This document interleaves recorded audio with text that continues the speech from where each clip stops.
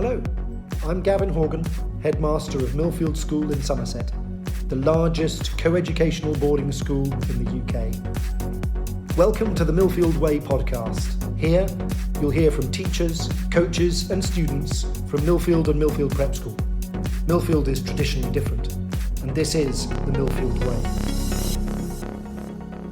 Hello and welcome to this Millfield Way podcast in conversation with Karen Nicholls.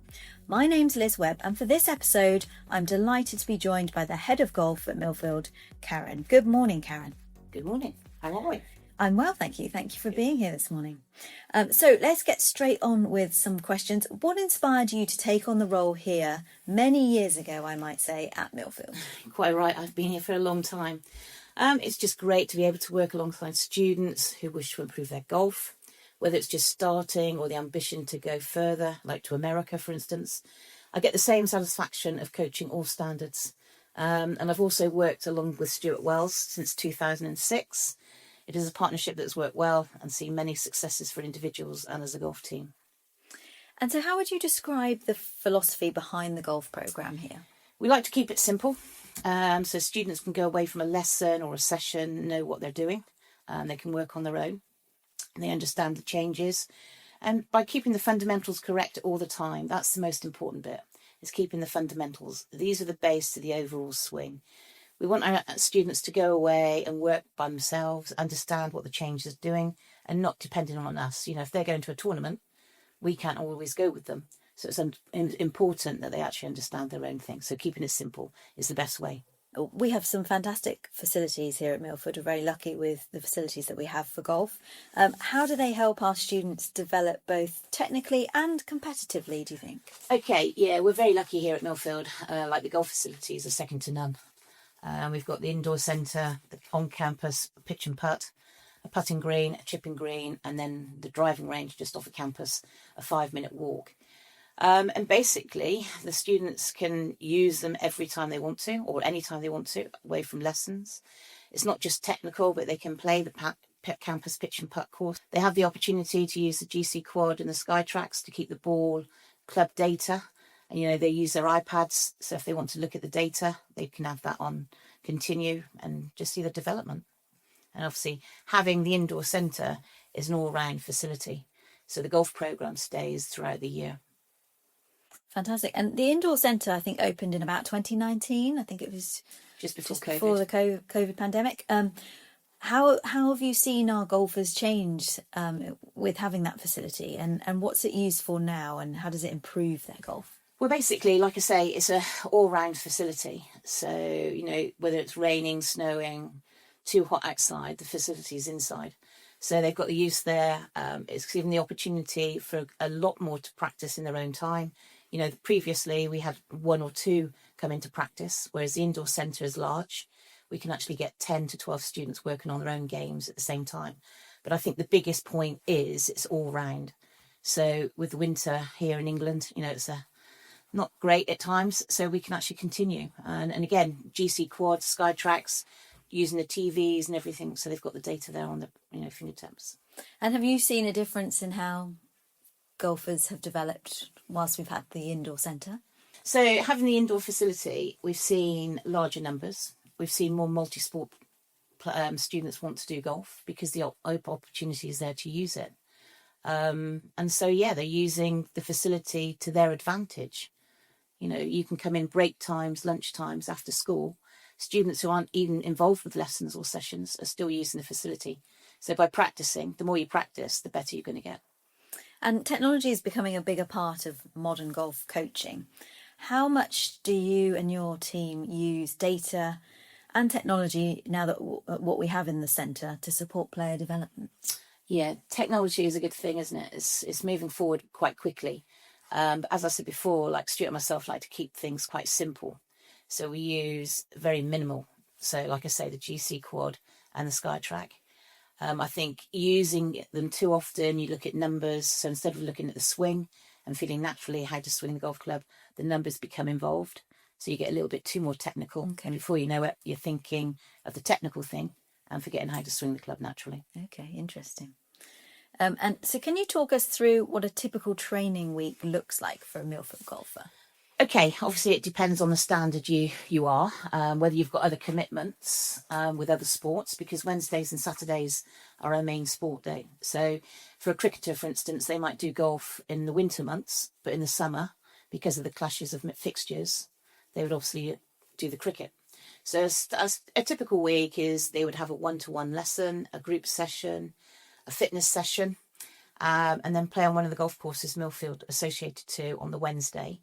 And we're associated to Burnham Barrow, Yeovil and Enmore Park. On a Saturday, they would do alternative playing on Enmore or a campus session.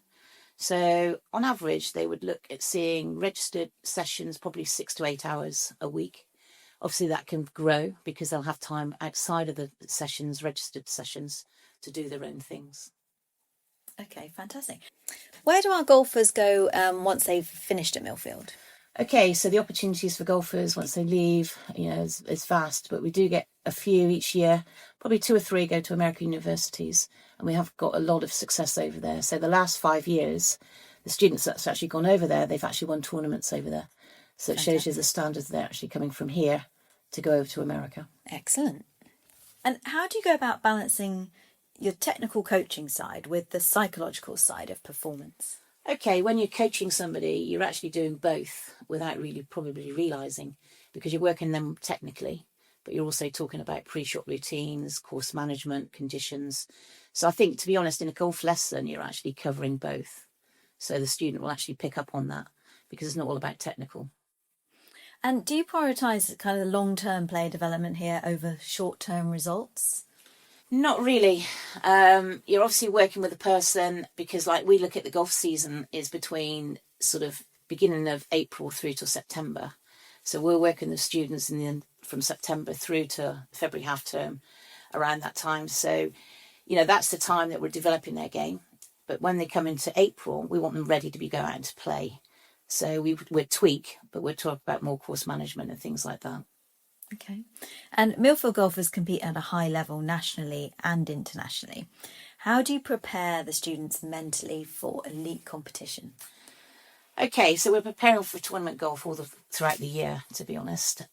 When doing lessons, we discuss keeping the focus, keeping the swing thought simple. And in lessons, we try to cover pressure situations, playing in front of your peers, doing cards under pressure. It might not be a tournament, but we're actually playing each other. And playing just one shot at a time when you're actually practicing, rather than putting 10 balls out, repeating the same shot. Just put one ball down, play the shot as if you're actually on the golf course. And we obviously let them play the pitch and putt as many times as you can, because that's practicing their shorter game, which is the most important when you're playing a golf course, because that can make or save a round. The holes are short on the pitch and putt, the greens are small. So it's ideal for practicing. So we think that's actually putting the pressure on them and actually getting them ready for tournament golf. Excellent. And Millfield's obviously is a large school. It's got 1,300 students. A proportion of them will be golfers. There'll be all different ages, different abilities, different ambitions within the programme. How do you cater for all those variances? Okay, golf is a great sport that, because it's individual, and also we play team events as well. It's a great way because the age groups and standards can all mix together because of the handicaps. So we've got a year 9 golfer, for instance, playing with an upper 6th, but that's nothing. They don't think, oh my goodness, we're playing with an older person or anything like that. They will mix. And golf is a great game for that. We can mix everything, boys, girls, and the handicap system, like I say, actually helps us to do that. So on a Wednesday, all the standards will actually play with each other. Unless it's fixtures, then that's a different thing. And if somebody just wants to have a go at golf, is there opportunities to do that here as well? Yeah, there is. So you can, even if you haven't got a handicap, you can actually arrange private lessons, one-to-ones, or we've got recreational golf for a term. So you can actually sign up that, and that's a small group of 6 each week. And either Stuart or myself do the coaching. And is there a map? Is there a golf map? There are 3 map options. So there's a campus map where you play the pitch and putt. There's also a range practice session, and then there's also an indoor session. And MAP, for those that don't know, is our multi-activity programme, which runs on a Friday every week from 4 till 5, where students can choose something that they want to do. And also that's the teacher coaches that actually run those. So it's quite nice that the teachers that are involved with golf also become they get friendly with the the students and everything. And what does the competitive calendar look like for Millfield golfers throughout the year? Okay, so we play fixtures throughout. Our busy term is autumn and the summer, or end of spring, beginning of summer, before exams start. And then we co-host the Millfield and Desert Springs European Team Championships in Spain in February half term. So we find that we've got a lot of competitive golf. We do probably 2 or 3 Stapleford events down at Burnham. So the students will actually play in competitions down there. And then we play an inter-house knockout through November, December, January and February, where all students play against each other. So competitive golf is very important. And golf, I assume, can sometimes feel a bit like an individual pursuit when they're out on the course on their own. How do you create a strong team culture within the programme? Okay, so yeah, you're quite right, Liz. Golf is individual. But what we do with the group sessions, we make sure that everyone plays as a team or pairs, and all our fixtures are 4-ball, better ball. So everyone's playing in a pair except for nationals when it's foursomes. So it's still 2 playing with each other. And like I say, we see all mixtures of age groups, standards, and everybody mixes, encourages everyone. So I think from our point of view, even though it's individual, we actually cover the team aspect quite well. And quite a lot of our golfers are involved with county golf, and they play foursomes and 4-ball. So we do make sure that we actually cover that as well. So it is a team bond. And I expect having the centre where you've got a hub for people to go, that probably helps with the team. That certainly helps, yeah, it certainly helps. And like I say, lunchtimes, after school, you'll get all different age groups in there, different standards, and they all mix together. And if they actually do, if they're lucky enough to actually involve and come along to the Desert Springs trip, that's a real team bonding week. That leads us nicely on to our next question about what golf trips we put on at Millfield. Are they mainly for competitions? Are they training camps? Are they both? What does that look like? Okay, so we do the annual, like I say, Millfield Desert Springs European Open. So that's open to all schools in the country. And basically we open it to all of our students that are actually on the golf programme. So again, it's all ages, all standards. We use it as a training camp as well as a tournament. So all students are actually getting a bit of an experience playing in tournament life, but also being away from home, because some might not be away from home.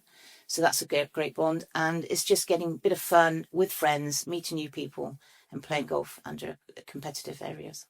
Fantastic. You go to some lovely places.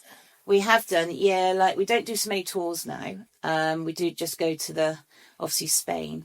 But in saying that, the individuals go all over around the world to play. So yeah, they're very, very lucky. And golf is a game for life, so it can take you all around the world.